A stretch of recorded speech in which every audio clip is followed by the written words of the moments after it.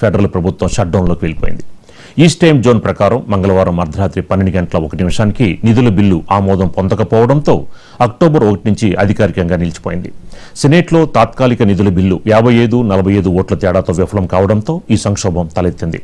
రిపబ్లికన్లు, డెమోక్రాట్ల మధ్య ఆరోగ్య సంరక్షణ, మెడికేడ్ కోతలపై ఏకాభిప్రాయం కుదరకపోవడమే ఈ సంక్షోభానికి ప్రధాన కారణంగా తెలుస్తోంది.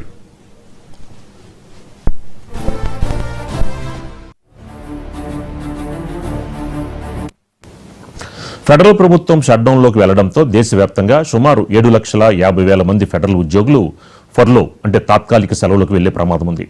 మరో 4 లక్షల మందికి పైగా ఉద్యోగులు జీతాలు లేకుండానే విధుల్లో ఉండాల్సి వస్తుంది.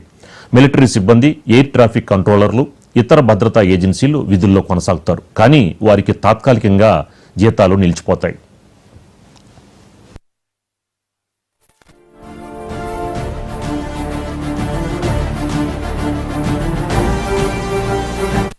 అమెరికా షట్డౌన్ ప్రభావం దేశ ఆర్థిక వ్యవస్థపై తీవ్రంగా పడనుంది. కీలకమైన ఆర్థిక నివేదిక విడుదల నిలిచిపోతుంది.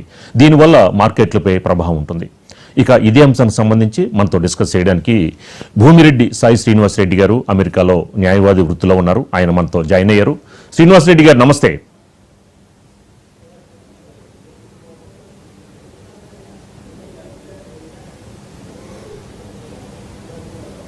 శ్రీనివాసరెడ్డి గారు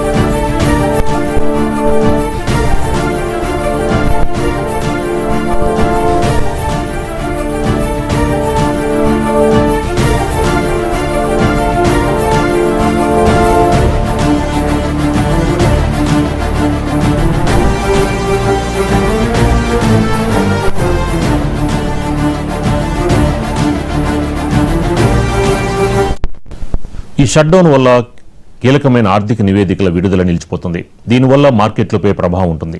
నేషనల్ పార్కులు, మ్యూజియంలు, జూలు మూతపడనున్నాయి.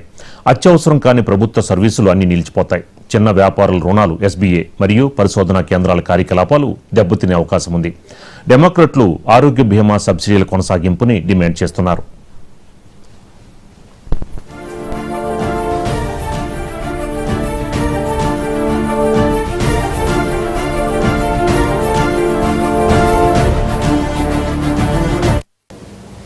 ప్రెసిడెంట్ డొనాల్డ్ ట్రంప్ ఈ షట్డౌన్ ఉపయోగించుకుని వేలాది మంది ఫెడరల్ ఉద్యోగులను తొలగిస్తాం అని హెచ్చరించడం పరిస్థితిని మరింత ఉద్రిక్తం చేసింది. పర్లో కాకుండా సామూహిక లేఆఫ్లు అంటే మాస్ లేవైట్స్ కోసం ఏజెన్సీలు ప్రణాళికలు సిద్ధం చేయాలని white house management and budget OMB ఆదేశాలు జారీ చేసింది. ఈ చర్య డెమోక్రాట్లపై ఒత్తిడి పెంచేందుకు మరియు ప్రభుత్వ పరిమాణాన్ని తగ్గించేందుకు ఉద్దేశించిన వ్యూహంగా విశ్లేషకులు భావిస్తున్నారు.